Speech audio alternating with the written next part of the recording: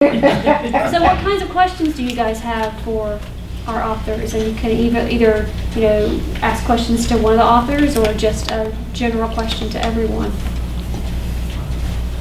Yes, ma'am. I have a question for Jennifer.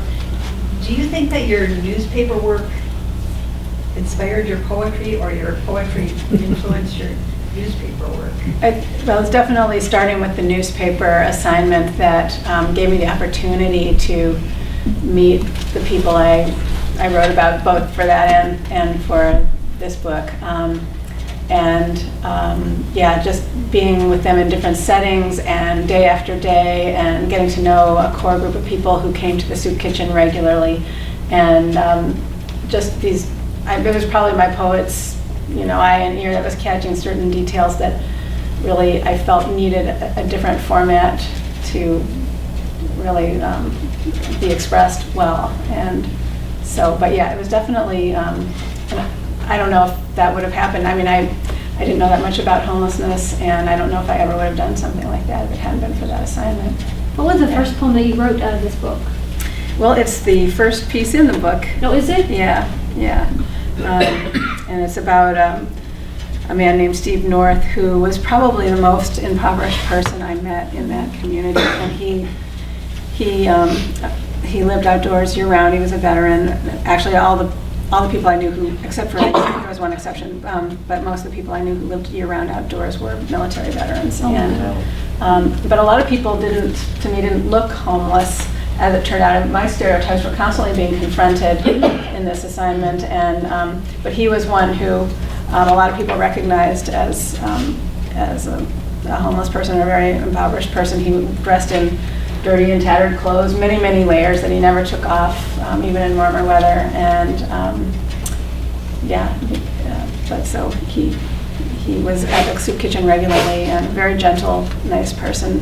Had substance abuse problems, but very easy to talk to. And yeah. Were you kind of surprised that you started writing poems about this? Did it kind of surprise you? Yeah, I had no plan to do it, but it just, I was just so immersed in this topic. Mm-hmm. And and eventually I said, I have to write about these people. And I really did think of it as portraits of moments that I spent with them in different places and different conditions. And it was just more and more of these details seem to, these little pieces seem to coalesce around these kinds of things. And then you had something, once they started growing into these moments. Yeah, there were several of them. And the photographer I worked with, Lad Strayer, after a while, I just felt it was really important to try to bring awareness to the homelessness situation as much as we could. And so I mounted my writings and he mounted his photographs on foam core. And we went to, first we mounted them in the Adrian College, their auditorium lobby, I guess it was, and gave a little talk there. And then we did this in a couple art galleries. And but eventually I thought, why not see if someone would be interested in publishing it, and Bottom Dog Press was interested. So now, are there photographs in this? These are just the poems themselves. There's photographs. Yeah, okay, so all together. Yep. Oh, good. Now, did you? One more question for you. Now, because of the photographs and because of this work out in the field, did you find yourself also writing the poems after the photographs were developed, or did they just kind of come in? They were just happening at the same time. The photographs were happening at the same time the poems were happening. Oh yeah, the same time getting started, and then. Most of the photographs Lad Strayer and I, we both it was just a life-changing experience for both of us. So we kept going back to the soup kitchen even after the stories ran. We wrote a week's worth of stories that ran after 4 months of reporting. And we were so fascinated and connected to some of the people that we just kept going to the soup kitchen in our spare time as much as we could. And the paper did have us do follow-up stories, but Lad kept taking pictures and I kept going in there with my notebook. And so, yeah, these pieces developed probably over 2 years, and maybe even longer than that, 2 or 3 years. But they came to you at the same time. So Yeah, more or less at the same time. There are a couple of pieces that I wrote based on one of his photographs, but mostly they were kind of separate. But we were both so close to the people in the community that it was easy to pick photos of his to match up to the pieces, and we were talking about people a lot. And since then, I've tried to get out to read, at least in November, for National Homelessness Awareness Month. And this year I asked my friend Laz Slamovitz, who's here, he's a wonderful musician, to join me because I felt that his music would further create a bridge to readers, between the subject matter and the readers. So we've done some performing with the photographs, the music, and the readings. So. And we'll be doing some of that later in the book tour too. Oh, cool. Yeah. Good. And that is on the website as well? That's on the, yeah. Okay, great. What other questions do you guys have? Yeah. I have a question for Keith. Ask. We're neighbors, by the way. We live like a few blocks from each other in Ann Arbor. 250 miles away. Right. But I was struck by some of the things you said before you read the poems about how they came to be, and wondering, time-wise, when you have an experience like with the wolf print, how close to that, how long does it take for the poem to emerge? Is it something that you pretty much right away have a sense that here's a poem and can work on it, or is it something that takes place over a long time? I'd love to say it was one or the other, Les, but it really varies. I mean, there are times when, particularly dealing with things in the natural world or things I learn about natural history, there are times when I do that and it just like comes. There's a little chapbook of poems out there I did. It's 35 8-line poems that came out last year. And once I discovered that form, some of these poems would come very quickly. So I go to these lectures by scientists and it was like, oh, I just sort of turned these into poems very quickly. The Isle Royale experience I did, I mean, I've never had anything before or since like that. I mean, I felt so honored having this position, you know, and I mean, like any kid who went to parks, I mean, I always wanted to be the park ranger, you know. Instead, I started reading books, you know. So there I was the park ranger, and I felt like I really had to be intense to justify their commitment to me. So I really did. I mean, I've been a journal keeper for 40, 50 years, but I constantly wrote in the journal. I was constantly out in the canoe. I was constantly on the big lake, or you know, back in the trails. And I would just, I mean, I'd take 10 steps and I'd stop and write 2 more sentences. And I've never been that committed to it before. It was the last thing I did at night. It was the first thing I did in the morning. If I had a dream, I woke up and wrote it down in the journal. It just, I lived in that place and in my words, and with no interruptions for 3 weeks. And then 2 or 3 years after that, I started mining that. Some of them turned into verse, and some of them are just, you know, little prose fragments right out of the journal. And not very long. I mean, now I've cut it down again for that book, so we're really talking 10 pages out of 3 weeks of constant work. But that was a unique situation. Sometimes those images just stay there for decades. I never threw my journals when I was 16 years old. I never threw them away. And I'm writing a novella right now where I am using words I wrote when I was 16 years old. And I'm 60 now, so that's a long time ago. I mean, and it's almost like another person. But you know, it was me, so I can steal those words from that little boy from so long ago. So you know, I mean, it's and what is that? That's 45 years ago. So. Because there was that sense with those poems of they were kind of steeped. There was a sense that they didn't just pop out, even though the image, the seeing the image happen like that. That somehow what came out was, yeah. Well, thanks. I'm glad it has that. I mean, that felt that way. I've tried to reproduce that method since it didn't work. I just had that 3 weeks where it worked. That one line in that poem, The Guest Cabin, the first line, blue burns in a blue world. I actually published that even earlier when I was in my 20s, and it was the first time I crossed the bridge. And I crossed the bridge in August, everything was blue. You know, it was like, wow, everything's blue. So I wrote a 1-line poem called The Straits of Mackinac, Blue Burns in a Blue World. And that was it. And then 10 or 15 years later, it became the first line for a slightly longer poem on Isle Royale. When you write a novel, do you have it all plotted out, or do you just write as you go? Is for our novel? I heard a woman once who was, when I was younger, and she had written, and somebody asked her the question, and how did she write it? I think the question was, Elmore Leonard says that he doesn't have anything in mind, he just starts to write. And she said, well, I kind of doubt that, but the way most writers work, or the way I write it, at least she said, is you're going on vacation. You're going to start at Sault Ste. Marie, and you're going to go across Minnesota, you're going to stop in Duluth, then you're going to go down to Missouri, maybe to St. Louis, and then go out west, go out to LA, and then you're going to come back to Sault Ste. Marie. When you're coming back, you're going to stop in Texas, and Houston, Texas, and up through, etc. Now, that's your vacation. You know that, but you don't know what's going to happen in each one of those places. But you know that that's where you're going. Wow, that's the best explanation I've ever heard. That's really good. That's worth, I may steal, that's worth stealing. Well, I'm going to give myself credit then. I won't. Yeah, that's kind of how I work too. I had a request from a publisher, changed publishers between my second and third books. And my new publisher wanted a detailed 60-page outline of my new novel, which made me just sick because, you know, all that time you're spending to write 60 pages of telling prose rather than the story. It was frustrating, but I did it.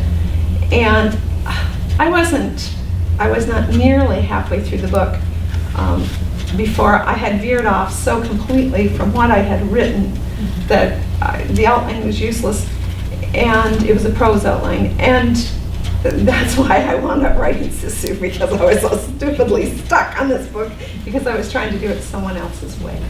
I think a lot of creative people aren't in the box people.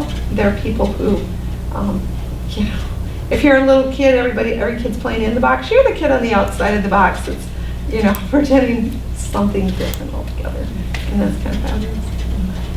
Thank you. I do both.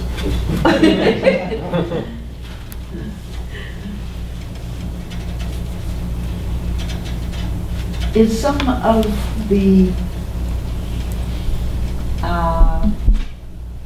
language and so on, the characters in your book, UP, is that you at a younger age, or are they completely made up, or? I do both. I mean, I wanted with that book to particularly capture the kids that I knew that I could see that a book never being written about them.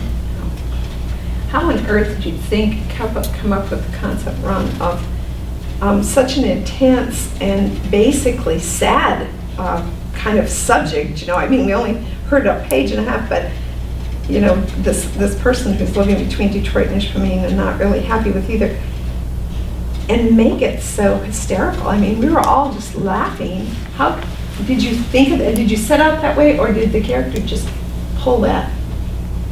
Is it that character? Why don't you do that? You know, this is a weird response I'm going to give you right now. It's going to be weird. I'm going to be doing it on film as well. But when I was driving up here, my parents had sold their house in Negaunee, so I need a place to stay. So I'm going to stay at this empty store in Ishpeming. And so I was calling my uncle to get the address. And I don't think he's going to mind me saying this. But my uncle, for years and years and years, decades, was a hardcore heroin addict. And so he has it's complex talking to him. and so I'm trying to get the address from him. And it's this comedy of errors of him saying, you can't go in the house tonight, you can't go in that store tonight. Why not? Because it's complicated. And I'm like, I got the key, give me the address, done deal. We can do this.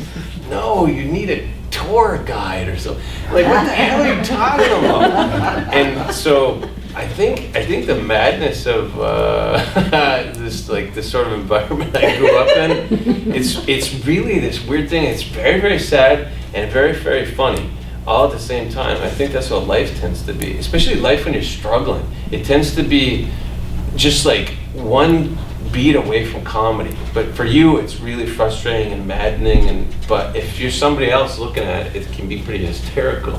So I think that's what my life's been like that. And I think partially what Keith was talking about is he was just saying the poverty issues that you've gone through your life, that's really trying hard times. But now maybe you can look back and go, God, yeah, I was an idiot and that was funny. And so it's a lot of that. A lot of Holden Caulfield in that character. Yeah, it's a lot of drugs and alcohol, and anytime you have that, tragedy and comedy ensue.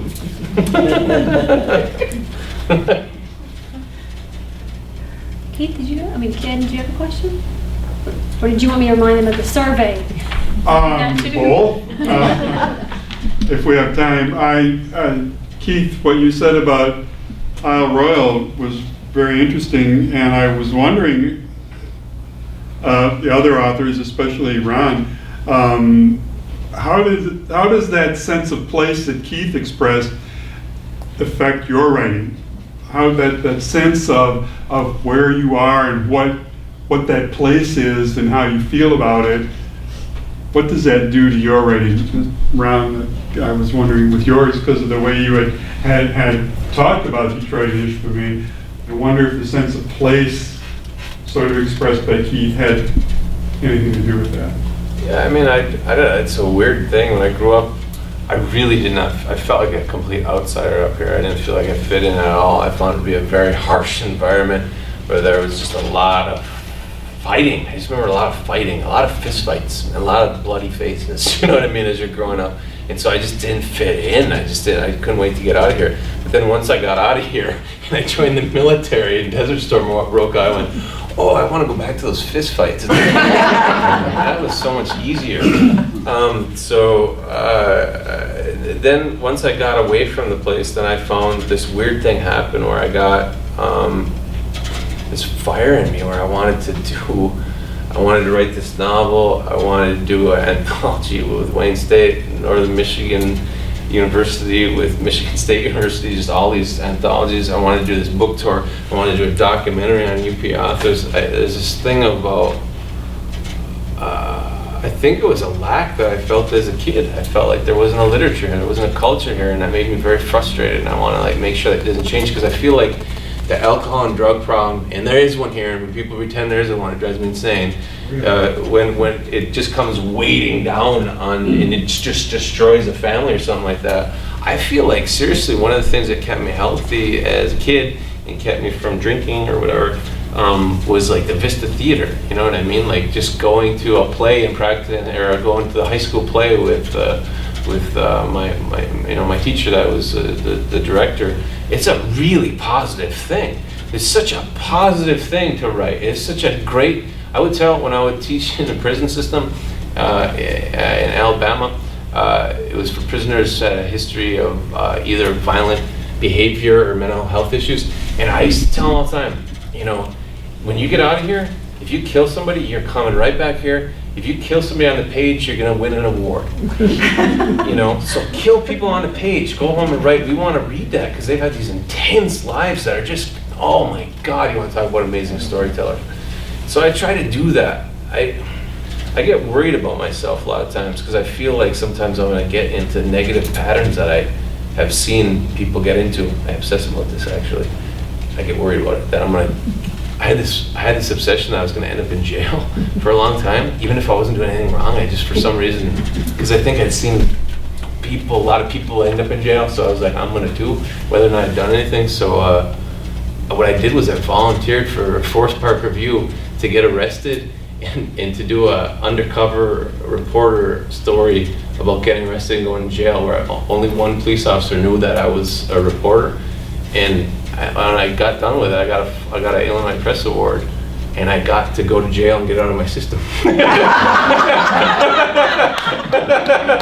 So that then was your sense of place? Well, I feel this.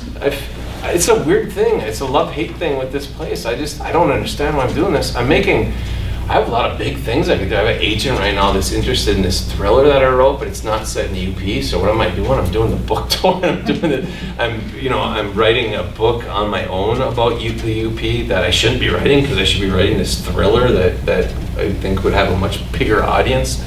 But I don't know why I get obsessed about the UP. Well, I'm obsessed with where I came from, in rural North Carolina. I mean, that's all. Really?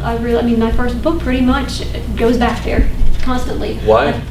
Just because it's where I'm from, and I want to understand it. I want to understand why it is I'm still so attached to that place. You know, but I write about the UP too. I write about winters up here. I write about how I do love it up here, and I did want to leave. I love what you just said about you want to understand it. I think you just put it, I've never been able to word it. I think that's what I'm trying to do, is I'm trying to understand it. I mean, I still love that place. I don't want to live down there in 106-degree heat, you know, but I do, a part of me is still there, you know. But I think that's why we keep going back, you know. I get very homesick, but then, you know, we had the UP book tour, and I'm like, oh my God, look what's going on right now. All the Michigan writers are coming together, you know. So I think we'll always be kind of obsessed with that, you know, no matter how old we are. But keep talking. I don't want to end the conversation. I really do. I mean, I think writing a place that's had a lot of attention, and sometimes I think it's wrong. But actually, I really do think, and I can say this because I moved to Michigan as a young adult from very far away. I mean, I really do think there is a unique phenomenon about this particular part of the world. And the stark example of that is say, Detroit and Pictured Rocks. Okay, and that's not very far. That's not a very far difference. In Detroit, you are living the end of industrialism, the end of a major historical moment. It is absolutely vivid. It is around you all the time. There are wonderful people there living wonderful, often hard, and often damaged lives, but not always damaged. They're often wonderful lives. You go to Pictured Rocks. You sit out there on Grand Stable Dune, and you look across Lake Superior, and on the other side of that lake are 2 roads and two train tracks, and nothing between you and the North Pole. And from those 2 positions, you are a 6.5 hour drive apart. And that's I don't think there's any other place in the world where those contrasts are put that close together. I don't think Siberia has it. There's certainly no other place in the lower 48 that has it. That has true wilderness right next to the end of industrialism. There's nothing like that in North Carolina. I mean, you got your mountains, but they're pretty much settled. There's no real wilderness. I mean, maybe eastern Kentucky and Lexington, maybe, you know, but not like this. Yeah. I mean, that's 2 different worlds. I think you're absolutely right. And I think, and a lot of our literature reflects that, even if it's only reflecting one part of the place. But it's all still there. And, you know, yet we're all tied together with history and economics, and, you know, we're all dependent on each other. And I think it's a really, you know, as an artist, I think, you know, you want to say this because it's tied to human suffering, but it's really rich stuff. I mean, the place is rich with contrast, and contrast is what makes good books. One of the things contrasts I've liked here in Michigan are the contrasts between the seasons, as I find different features of nature that I connect to, or that I connect to in a metaphoric way, or so forth. But I think of these as being almost like that we have an opportunity. We're not the only place that has different seasons that are so contrasting, but it's like a way to wake up and become aware. We have this opportunity with these vivid seasons and features. Well, there's nowhere else in the world where you have that sudden spring like we do here. I mean, I you know, spring usually kind of just crept up on me when I lived south.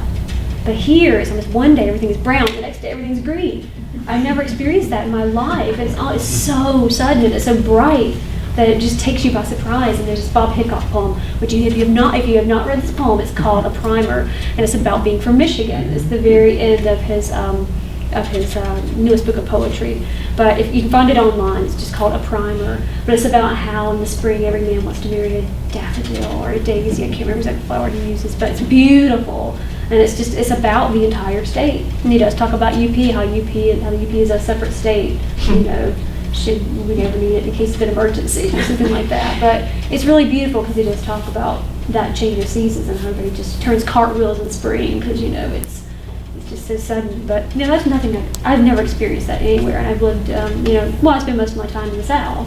This is the first time I've lived up here, but I agree. I mean, there's the wind, and there's the snow, and there's the freeze, and then there's the frost, and there's the thawing, which, you know, takes so long and so gorgeous, you know. And then you have that leaf mold or whatever it is all over the place. I mean, it's amazing. It's amazing.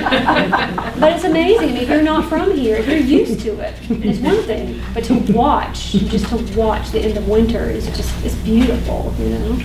So I agree with you. I mean, there's nowhere else where you're really going to get that kind of, those kind of contrasts in Europe.